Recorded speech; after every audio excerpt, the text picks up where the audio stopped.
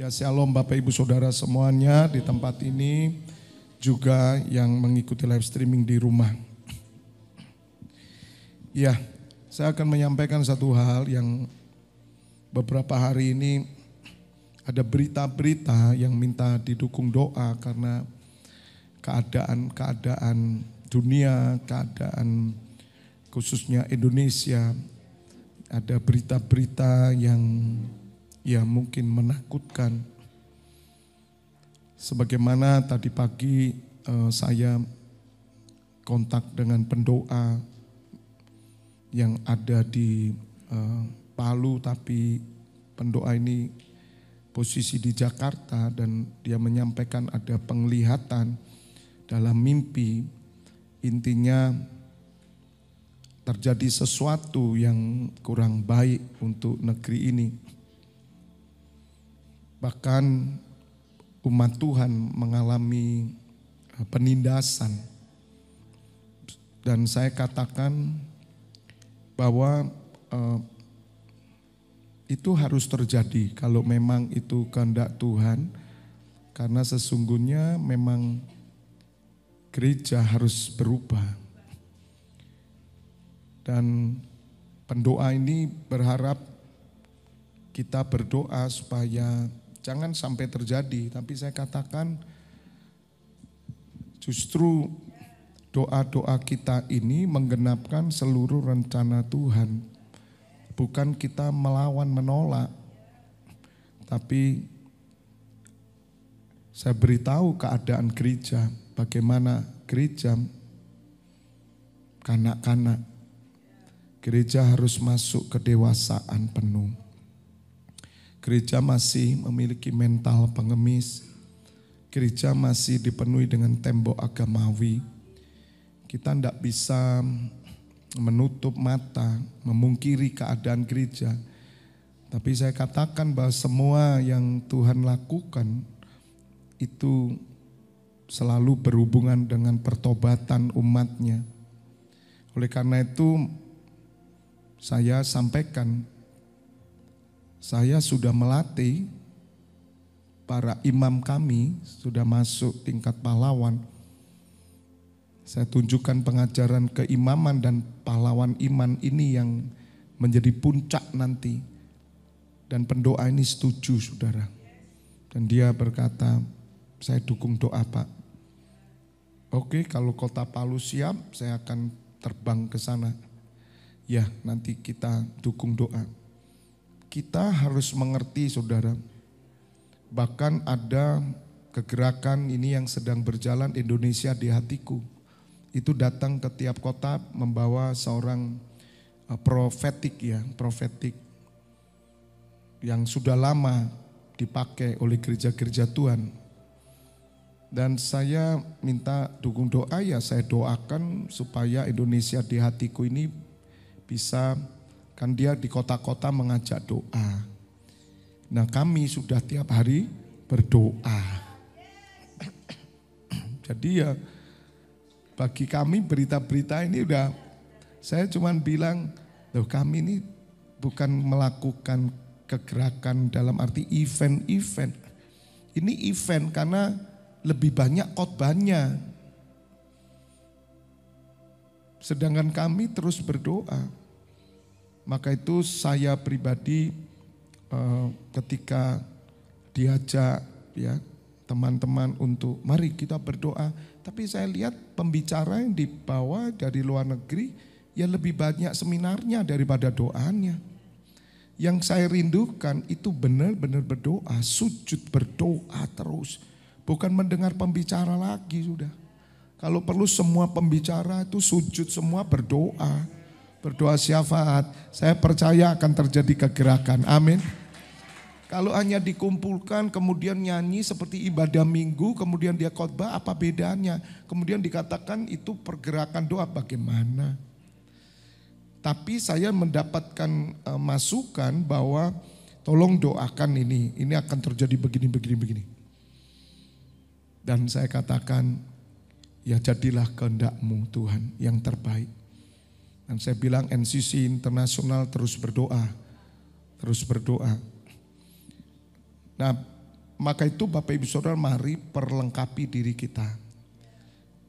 Supaya Bapak Ibu Saudara ketika mendengar penglihatan apapun, kita bisa menjawab dengan tepat. Kita bisa meresponi dengan tepat. Bukan seperti yang orang-orang yang tidak mengenal Allah, ketakutan, dan rata-rata kan begitu. Ya, cenderung langsung emosional, kita menolak. Lu jangan ditolak dulu, kalau ini memang kehendak Tuhan untuk memporak-porandakan gerejanya. Berubah saudara, makanya saudara harus dipersiapkan. Hidup bagiku adalah Kristus, mati keuntungan. Kalau kita sudah mencapai titik ini, justru berita yang kita dengar ini kita bisa mengerti maksud Tuhan. Walaupun Tuhan berjanji saudara, ya, Tuhan itu memang mengawal, melindungi umatnya pada rencananya. Ya, tapi kita bukan sekedar hanya melihat perlindungan Tuhan dalam arti untuk kepentingan kita. Karena rasul-rasul mati, nabi-nabi mati. Apakah Tuhan tidak melindungi? Oh, tetap melindungi, tapi memang rancangan Tuhan harus terjadi. Dan ini harus berubah, makanya saya katakan kepada pendoa ini, Ibu, gereja harus berubah, gereja kanak-kanak sampai hari ini. Akan digenapi mimpi ibu karena itulah awal penganiayaan terjadi. Karena dia melihat penganiayaan saudara. Saya bilang ibu awal itu. Dan itu akan terjadi. Sebelumnya ibu ini minta supaya sambil menangis begitu. Dia katakan, Tuhan jangan terjadi. Jangan terjadi atas anak-anakmu. Tolong Pak, saya yakin doa NCC Internasional dahsyat. Kemudian saya jawab, saya jelaskan mimpi ibu. Dia setuju dengan saya. Berubah. Kita tidak takut saudara.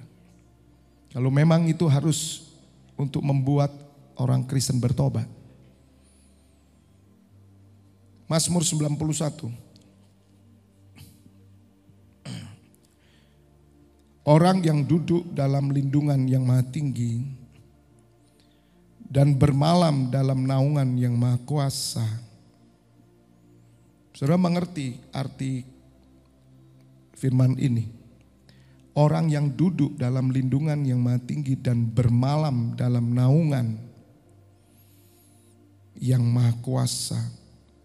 Bermalam itu gimana saudara? Orang Jawa bilang nginep. Ini orang yang senantiasa tinggal di dalam Tuhan. Jadi Mazmur 91 ini bukan untuk sembarang orang Kristen. Mazmur 91 ini bukan mazmur untuk menolak balak. Pada masa Covid itu banyak yang pakai Mazmur 91. Ke gereja aja enggak pernah. Enggak peduli apa-apa dengan gerakan Tuhan, gereja Tuhan tidak pernah berdoa. Ya. Pakai Mazmur 91, jelas itu egois.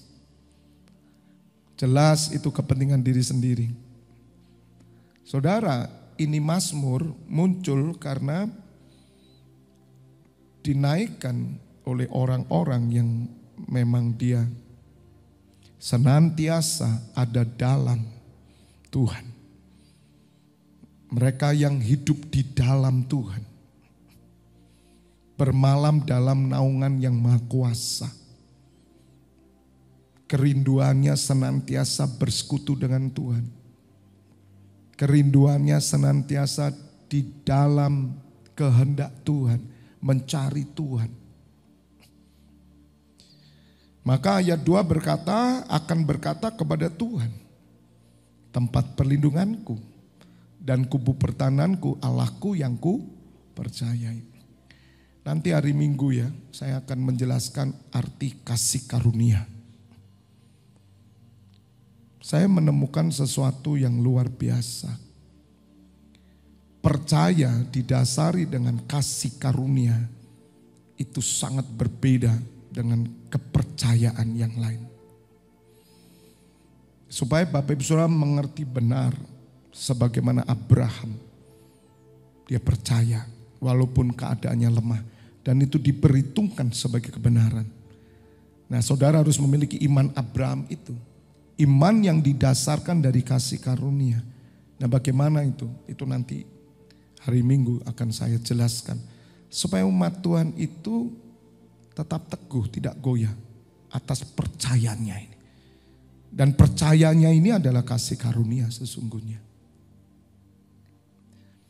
Jadi Bapak Ibu Saudara, orang yang tinggal di dalam Tuhan, orang yang benar-benar sungguh-sungguh dalam Tuhan, maka dia akan berkata kepada Tuhan, tempat perlindunganku dan kubu pertahananku, Allahku yang kupercayai. Ini dia menyatakan pengenalannya kepada Allah yang besar itu.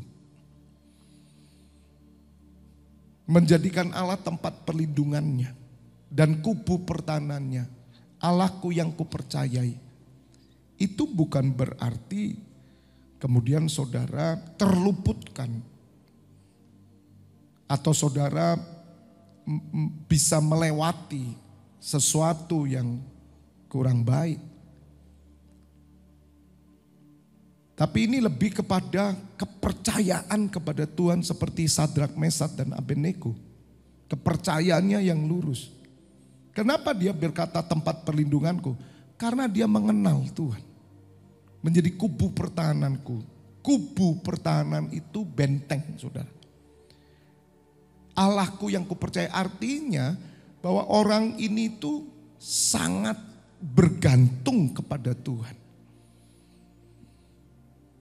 Sebab hanya dia yang dapat dipercayai. Dia yang menjadi perlindungannya. Dia yang menjadi kubu pertahanannya. Ini orang-orang yang benar-benar rindu dekat Tuhan. Orang yang ada di dalam Tuhan. Bermalam loh saudara. Setiap hari, setiap saat. Baru dia bisa mengatakan bahwa Allah itu adalah Allah yang dipercayai. Dipercayai. Allah yang dipercaya itu tidak unconditional saudara. Sadrak, Mesak berkata, kami percaya bahwa Allah akan menolong kami. Tapi jika Allah tidak menolong kami, kami tidak akan pernah menyembah patung. Nah ini memiliki kepercayaan yang benar kepada Allah. Bukan conditional. Nah kepercayaan yang salah adalah kepercayaan conditional. Itu yang bukan kasih karunia. Unconditional saudara. Ketika saudara percaya kepada Allah itu unconditional. Bukan conditional. Tergantung dari situasi tapi tidak tergantung dari situasi saudara. Seperti Sadrak, Mesak, dan Abednego. Itu akan membuat hidup saudara menjadi saksi banyak orang. Dan Allah akan menyatakan dirinya kepada orang-orang yang mempercayainya dengan benar. Dan ayat 3, sungguh dialah yang akan melepaskan engkau dari jerat penangkap burung, dari penyakit sampar yang busuk. Dengan kepaknya ia akan menudungi engkau, di bawah sayapnya engkau akan berlindung, kesetiaannya ialah perisai dan pagar tembok. Engkau tak usah takut terhadap kedahsyatan malam, terhadap panah yang terbang di waktu siang, terhadap penyakit sampar yang berjalan di dalam gelap, terhadap penyakit menular yang mengamuk di waktu petang. Walau 1.000 orang rebah di sisimu dan 10.000 di sebelah kananmu, tetapi itu tidak akan menimpamu. Engkau hanya menontonnya dengan matamu sendiri dan melihat pembalasan terhadap orang fasik. Sebab Tuhan ialah tempat perlindunganmu, yang maha tinggi telah kau buat tempat perteduhanmu. Malapetaka tidak akan menimpa kamu dan tulah tidak akan mendekat kepada kemahmu. Sebab malaikat-malaikatnya akan diperintahkannya kepadamu untuk menjaga engkau di segala jalanmu. Mereka akan menatang engkau di atas tangannya supaya kakimu jangan terantuk kepada batu. Singa dan ular tedung akan kau langkai. Engkau akan menginjak anak singa dan ular naga. Bapak Ibu Saudara, ini pernyataan iman. Pengenalan akan Allah. Allah yang Maha Kuasa. Dari pihak Allah loh saudara. Kalau saudara baca ini, ayat ini sepertinya ya tidak relevan. Tapi saudara harus mengerti bahwa ayat ini muncul dari orang yang mengenal Allah. Namun pada faktanya, kenyataannya tidak saudara. Karena penyakit menular, Anda ketularan juga. Contoh COVID saja. Makanya banyak orang memakai Mazmur 91 ini jadi jimat. Itu salah. Bukan itu. Ini karena ketika saya mengenal Allah, saya percaya. Allah itu sanggup melakukan segala sesuatu. Dia yang bisa menghalau, dia yang bisa menghancurkan, dia yang bisa mengalahkan. Bagi Allah tidak ada yang mustahil.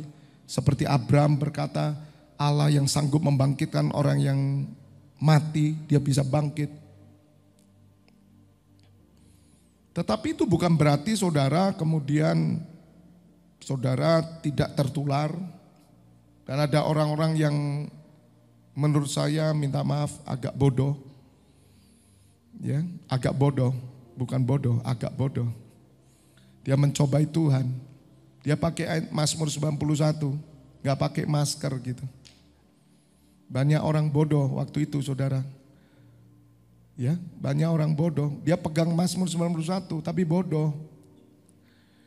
Banyak saudara ditipu karena mereka enggak ngerti ayat ini. Saudara, waktu Merapi meletus itu rumahnya orang Kristen ya terhampas semua. Terus diviralkan nih, ada satu tempat apa nih terserah. Wah, dilewati, wow. Saudara, terkadang kita ini mengenal Allah sesuai dengan pikiran kita. Kita ini mengecilkan Allah yang besar itu dengan pikiran kita. Makanya orang-orang yang melekat kepada Tuhan, dia sampaikan bahwa Allah yang sanggup melepaskan kita ya dari penyakit sampar yang busuk, melepaskan dari jerat, bahkan orang rebah di sebelah sisi kirimu, 1000 orang di rebah sisimu, 10.000 di belah kananmu, itu tidak akan menimpa engkau. Itu saya percaya. Apa bisa Pak terjadi? Loh bisa. Tetapi kalau terjadi gimana? Ya kita tetap percaya bahwa Allah itu sanggup. Apakah Allah tidak sanggup melindungi kita? Dia sanggup, tetapi kenapa kok dia izinkan? Pasti Tuhan punya rencana. Katakan amin. Dan wajar saja kalau yang sebelahmu flu, kamu flu. Enggak apa-apa, enggak usah bingung, enggak usah buka 91. Yang penting Tuhan lihat hatimu melekat enggak sama dia. Kalau saudara melekat sama Tuhan, flu itu sebentar datang dan pergi. Dan saudara tetap percaya, saudara tetap memuji, menyembah. Lihat saya saja, contohnya saya ini loh gimana.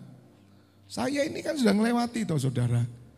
Batuk, pilek, sakit, jatuh, apa. Tapi saya percaya. Karena saya mengerti iman kasih karunia. Saya hanya melekat sama Tuhan dan saya tidak egois. Tapi saya percaya. Karena Tuhan Yesus pun berdoa, lindungilah mereka daripada yang jahat. Loh Allah melindungi kok saudara. Tapi itu bukan berarti saudara anti sakit. Kemudian ada orang Kristen, oh saya tidak pakai obat. Begitu saudara. Saya percaya kuasanya. Nah ini lihat. Tidak pakai obat. Yeah. Tapi semiran. Lah semir apa enggak obat? Enggak pakai dokter saya katanya. Saya enggak pakai dokter karena sejak percaya Tuhan itu saya enggak pakai dokter. Loh lah kamu lipstikan itu. Saudara tahu lipstik ini diteliti oleh 1000 dokter dulu, baru dikeluarkan.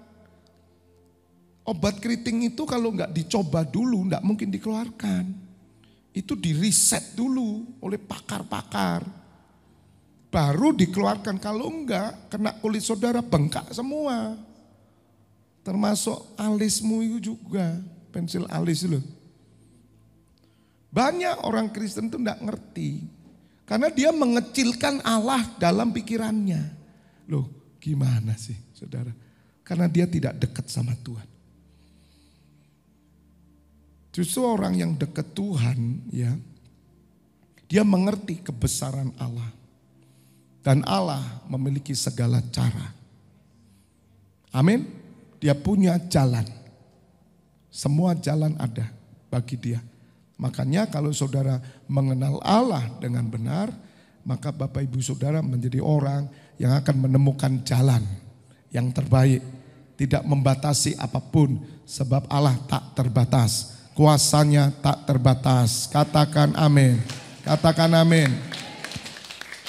Jadi Bapak Ibu harus mengerti. Nanti Mazmur 91 itu orang membacanya jadi dia loh kok katanya saya enggak tertular, tapi kok tertular begini.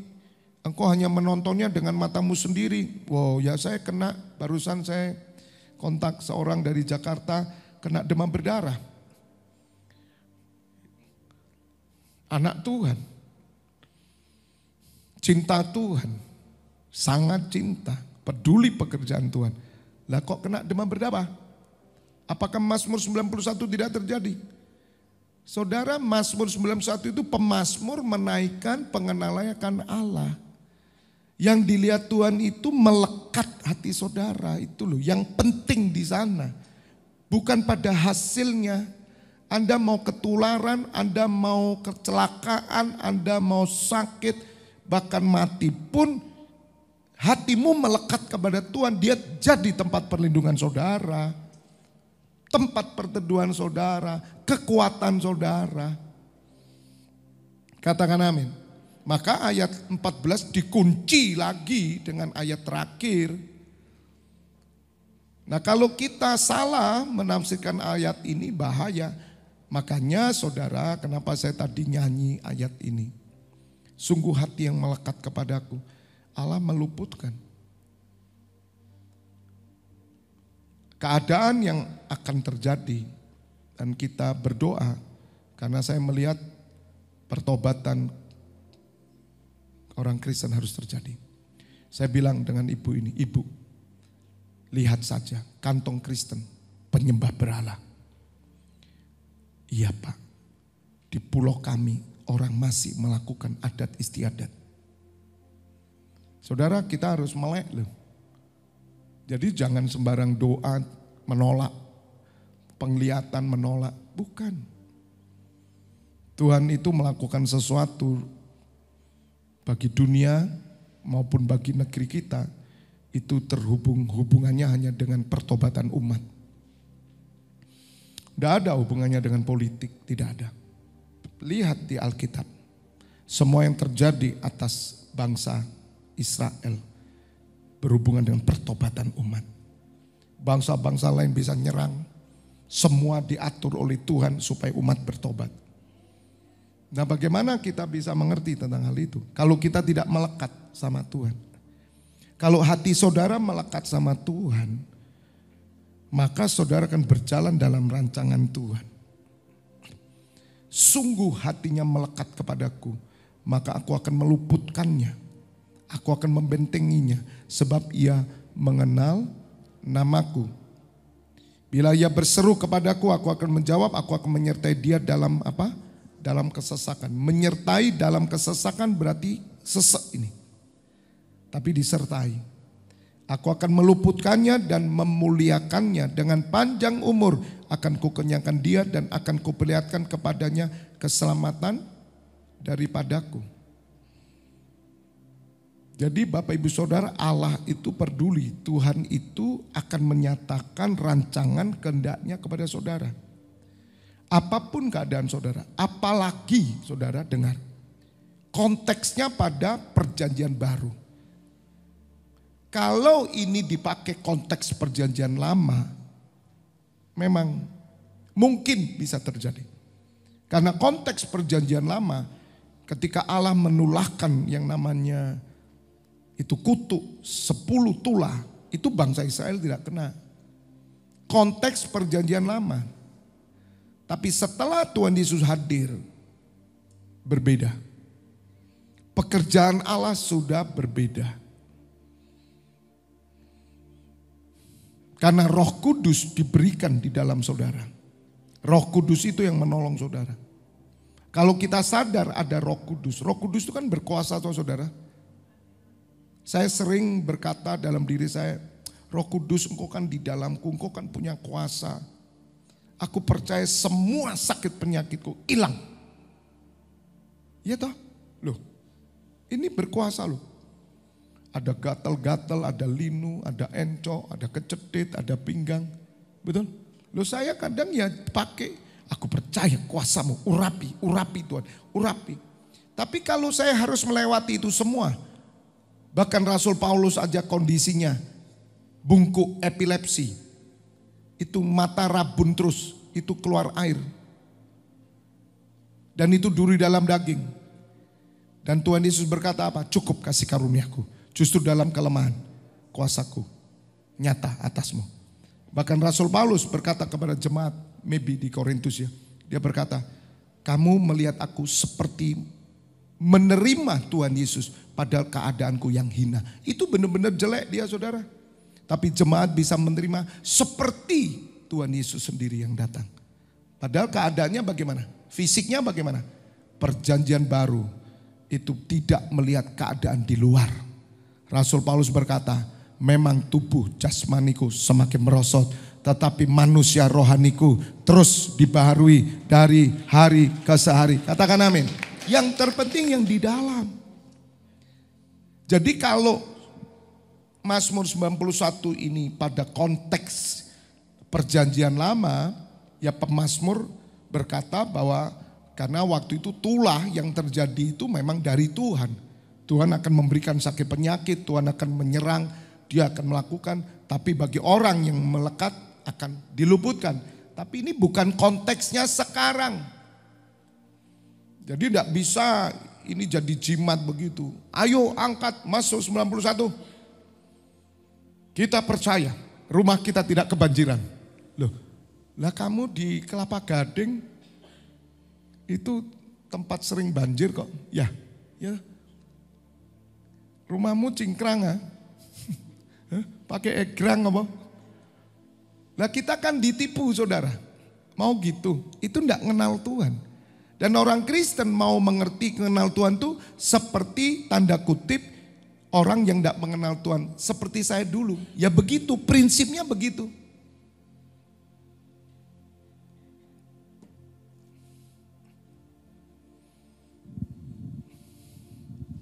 Ketika saya menyembah tadi, Tuhan teguhkan tentang hal-hal yang akan terjadi. Tapi Tuhan memberi penghiburan dan saya percaya. Tapi percaya kita benar karena hati kita melekat kepada Tuhan, kita mengenal Tuhan. Seperti Sadrak, Mesat, Abednego. Seperti Tuhan Yesus. Ketika Tuhan Yesus ada di Getsemani, dia harus memilih. 3 kali dia berdoa. Lalukan cawan ini, bukan kehendakku tapi kehendakmu. Tapi kalau aku harus minum, bukan kehendakku tapi kehendakmu. Dan Tuhan Yesus tetap percaya kepada Bapaknya. Demikian juga dengan rasul-rasul Bapak Ibu Saudara. Maka itu doa Tuhan Yesus berkata kepada Bapak-bapak, aku tidak berdoa bagi dunia, tapi aku berdoa bagi orang-orang, murid-murid yang kau berikan kepadaku selain 12 murid ini. Supaya mereka menjadi satu sama seperti kita adalah satu. Tolong buka Yesaya.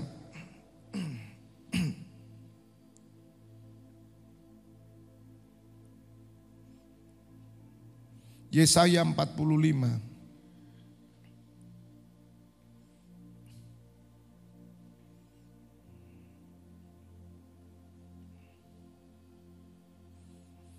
Ayat 2.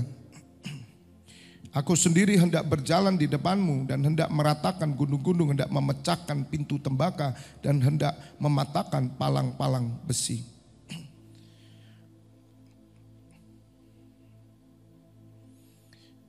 Ulangan 31 ayat 8.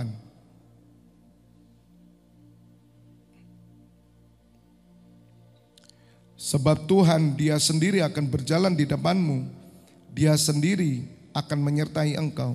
Dia tidak akan membiarkan engkau dan tidak akan meninggalkan engkau.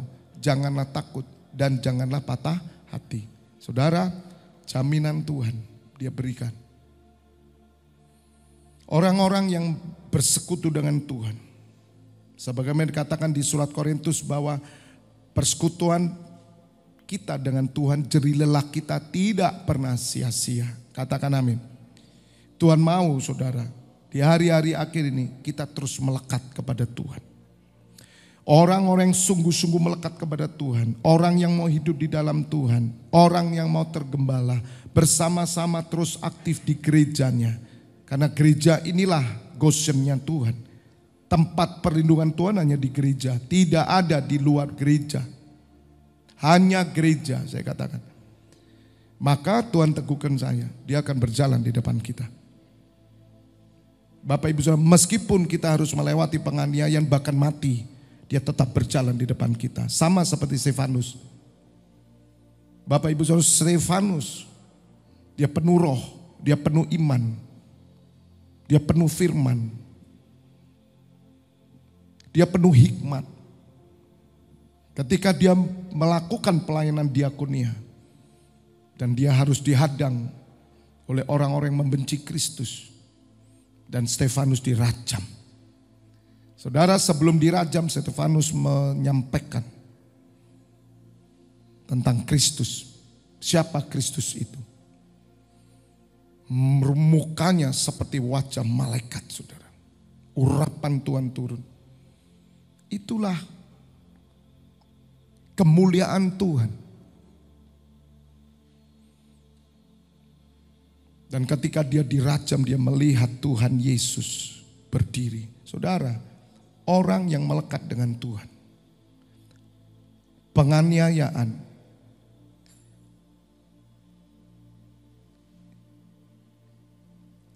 di dalam penganiayaan Tuhan beri kekuatan menghadapi.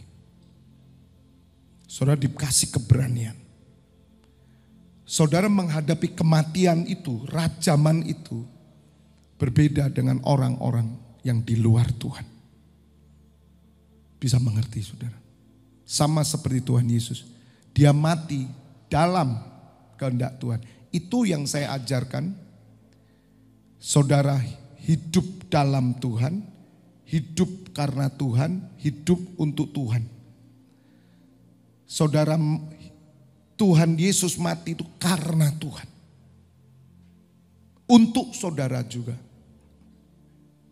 Untuk Tuhan juga. Rasul Paulus mati karena melakukan kehendak Tuhan. Stefanus karena Tuhan.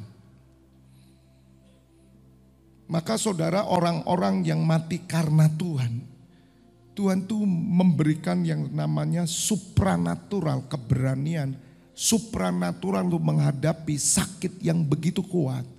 Dan dia bisa menerima, dan Stefanus tersenyum. Ini dirajam loh saudara. Dirajam. Saudara jangan takut. Makanya kalau saudara melekat sama Tuhan, keadaan itu terjadi atas hidupmu, Allah berjalan di depanmu. Amin. Dia yang memberi kemampuan untuk kau menghadapi, mencapai kemuliaan, dan kau melihat Tuhan Yesus berdiri dan memberikan hormat buat saudara semuanya. Tepuk tangan buat Tuhan. Bisa mengerti? Itu konsepnya. Makanya dia berjalan di depan saudara. Hadapi. Kalau saudara tiap hari melekat sama Tuhan, Tuhan itu akan memberi keberanian buat saudara. Kesakitan di dalam Tuhan itu berbeda. Makanya Stefanus, dia dirajam. Stefanus itu kan rasul-rasulnya juga. Kan dia memilih 7 orang. Kan dia berhubungan dengan para rasul. Kan orang hebat toh saudara. Dipakai Tuhan dengan luar biasa, penuh firman, penuh. Kok dirajam? Kok mati? Loh Tuhan kan bisa, kira-kira kalau dilempar begitu, batunya bisa gitu ya. Ya toh? Dilempar buah-buah, straight, tertata benteng begitu, malah jadi warung. Lu kan bisa toh? Kenapa kok Tuhan tidak lakukan?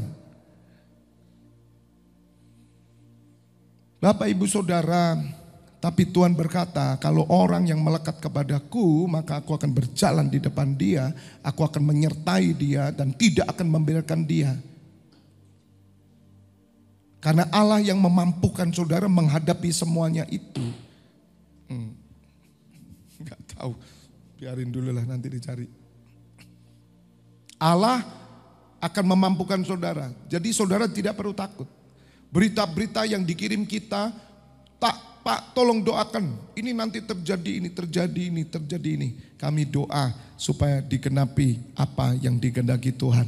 Kalau memang terjadi untuk pertobatan umat, kami siap untuk menghadapi semuanya. Saudara, kalau itu Tuhan izinkan harus terjadi, kita pun harus mengalami semuanya. Tapi jangan khawatir, asal saudara punya iman yang teguh, pahlawan iman, engkau hidup dalam Tuhan. Sampai sekarang bersama-sama saya, gak usah takut, gak usah takut. Tuhan menghormati dan memberi kemuliaan buat saudara. Katakan amin. Stefanus begitu hebat.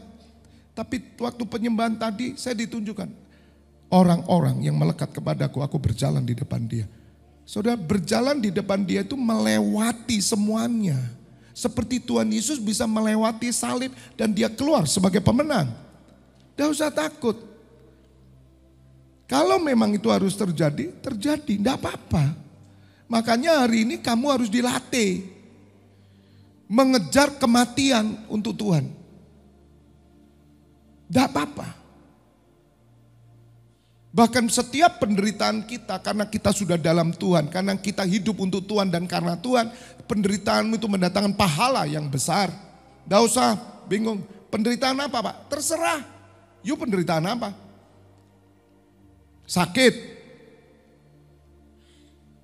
ekonomi, keluarga, masalah apa? Semua yang di dunia, asal engkau melekat kepada Tuhan, maka semua persoalanmu yang terjadi ini sebagai pahala karena menguji imanmu tetap kuat dan murni. Katakan amin. Itu kebenarannya. Dan saudara tidak perlu takut. Dirajam aja Stefanus bisa menghadapi dan melihat kemuliaan Tuhan. Mungkin Anda saat ini belum dirajam lah. Betul? Tapi Anda mengalami masalah. Asal engkau penuh iman, asal engkau penuh hikmat, penuh firman, asal engkau hidup takut akan Tuhan. Saya percaya di tengah persoalanmu engkau akan melihat Tuhan Yesus berdiri, engkau akan melihat kemuliaan Allah. Apa persoalanmu? Sama saja engkau belum dirajam tapi engkau dirajam dengan persoalan hari ini. Gak masalah, sama saja. Maka latih dirimu, hadapi dengan tersenyum. Katakan amin. Sebab hidup adalah Kristus dan mati adalah keuntungan. Kan belum mati. Katakan amin. Mati pun kita siap. Karena Allah akan berjalan di depan kita dan memimpin kita terus. Dia tidak meninggalkan kita. Dia tidak membiarkan kita. Makanya kita berkata Tuhan penolong kita. Penolong itu bukan berarti melepaskan saudara dari rajaman. Kalau memang itu harus terjadi, jadi. Tapi bagi Tuhan kejadian itu hanya sementara saja. Karena Stefanus menerima kemuliaan yang lebih kekal ketika dia mati. Dia katakan aku menyerahkan rohku. Dia hidup bersama Tuhan Yesus selama-lamanya. Lebih indah, lebih mulia. Makanya mari saudara di tempat ini aku latih kamu. Ngerti? Sehingga kalau saatnya itu nanti datang. Sebagaimana penglihatan-penglihatan dan semua yang diminta akan terjadi sesuatu. Saya yakin yang terjadi itu harus membuat gereja bertobat. Dan saya melihat waktunya gereja tobat. Sebab hampir 90% gereja anak-anak. Termasuk pendeta dan gembala. Minta maaf. Wah ini mesti terjadi ini. Gak bisa dibendung. Doa kita apa? terus kita minta pertobatan untuk gereja. Katakan amin. Dan Bapak Ibu Saudara tidak perlu seperti orang lain. Anda ketakutan, tidak, jangan. Kalau Anda melekat sama Tuhan, Anda akan mengalami seperti Stefanus, Anda juga bisa mengalami seperti Sadrak, Mesak dan Abednego. Ada penyertaan Tuhan, ada perlindungan Tuhan. Saya percaya. Yang pasti janjinya tetap setia. Asal saudara bertahan sampai akhir, maka dia akan berikan janjinya. Saya minggu itu kemarin agak kelewatan ya. Tolong buka sebagai penutup ya. Roma 8 ayat 17.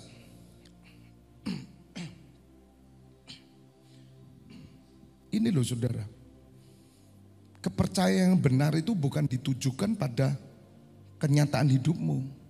Bukan. Warisan surga. Dan jika kita adalah anak. Ya, minggu nanti saya ciptakan lagi lirik lagu. Kalau kemarin itu dari lagu O Carol, dan nanti minggu saya nyanyi Dayana. Dayana itu Paul Anka. Bersyukur lagu itu dipakai oleh banyak yang pakai untuk dance juga. Mereka menari sambil memuji Tuhan. Dan saya menulis lirik itu, aku bersyukur menjadi anak Allah. Aku bersyukur. Ini ayatnya. Jika kita adalah anak, maka kita juga adalah ahli waris. Maksudnya orang-orang yang berhak menerima apa? Janji-janji Allah. Berhak saudara. Yang akan menerimanya bersama dengan siapa? Kristus. Makanya jangan tinggalkan Kristus, melekat. Di mana Kristus? Gereja, titik. Jangan bilang Kristus di sini, gereja dulu dong. Wong ini kepalanya Tuhan Yesus. Makanya enggak bisa kalau kita ini enggak jujur. Dan kita mencoba mulai, yang penting kamu sama Tuhan ya. Gereja itu kamu apakan? Hah? Kamu bikin apa gereja? Hah? Kamu mau bikin apa? Kalau yang penting kamu sendiri sama Tuhan, di mana Tuhan? Wong Tuhan Yesus ada di gerejanya. Di gereja di mana? Ya di persekutuan ini dong. Makanya enggak mungkin toh orang meninggal gereja. Yang akan menerimanya bersama dengan Kristus kok. Jika saudara hidup dalam Kristus, jika hidupmu adalah Kristus, terima kamu. Makanya kita berjuang terus ini saudara. Saya ajak saudara untuk saudara hidup dalam Kristus di dalam gerejanya ini loh saudara.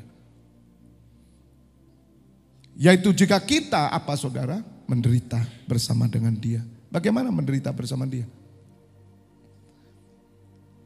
Saudara menderita bersama dia, bersama Kristus. Supaya kita juga dipermulakan bersama dengan Kristus. Di mana menderita? Di gerejanya. Ayo sama-sama. Makanya kita ini dipercaya gereja Tuhan ini. Ayo kita sama-sama lakukan. Maka kita akan menerima hak waris itu. Dan itu yang membuat kita tetap kuat, tetap tidak goyah. Sehingga Tuhan Yesus dipermuliakan dalam hidup kita. Karena kita adalah orang-orang yang berhak menerima janji Allah. Nah itu taruh dalam benak hati saudara. Bahwa saudara punya ahli waris. Saudara adalah ahli waris. Saudara punya warisan. Gitu. Terus itu yang membuat kita bangga. Itu yang membuat kita bahagia. Itu yang membuat kita melimpah dengan ucapan syukur. Itu saja. Bukan harta benda yang lain. Bukan kesusahan, bukan kesenangan, tidak ada hubungannya. Hanya itu yang membuat kita. Hanya itu yang membuat kita dan keluarga kita itu merasa bahagia. Karena kita punya warisan. Dan itu sudah disiapkan oleh Tuhan Yesus. Sudah disiapkan saudara. Tinggal nanti saudara mau nggak ngambil, mau nggak ngambilnya.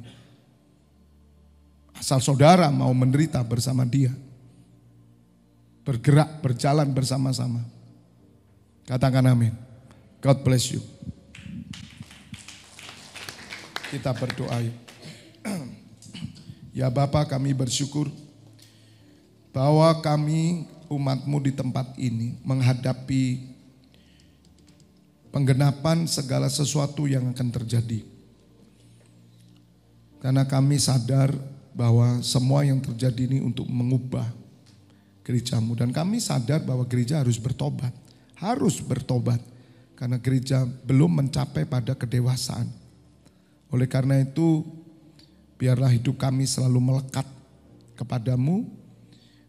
Hidup kami tinggal di dalam Kristus selama-lamanya. Kami bersama-sama ada dalam gereja, bergerak bersama-sama. Sehingga pada masanya nanti jika sesuatu terjadi, kami seperti Stefanus, kami akan melihat Tuhan Yesus berdiri memberikan penghormatan. Bagi kami orang-orang yang siap menderita bersama dengan Kristus. Kami tidak takut karena kami punya Allah yang Maha Kuasa yang berjalan di depan kami meratakan setiap bukit dan menutup setiap lembah. Engkau bekerja menyertai kami. Engkau tidak pernah meninggalkan kami. Engkau yang menolong dan memampukan kami dengan kuasa-Mu yang supranatural. Saat ini Bapak Ibu Saudara buka dua tanganmu. Pulanglah, terimalah pengurapan minyak dan anggur. Bersua dengan tubuh dan darah putranya Yesus Kristus yang menyucikan dan menyembuhkan. Berkat kehidupan turun atasmu di dalam nama Bapa, Putra dan Roh Kudus. Yang sudah menerima berkat Tuhan bersama katakan amin.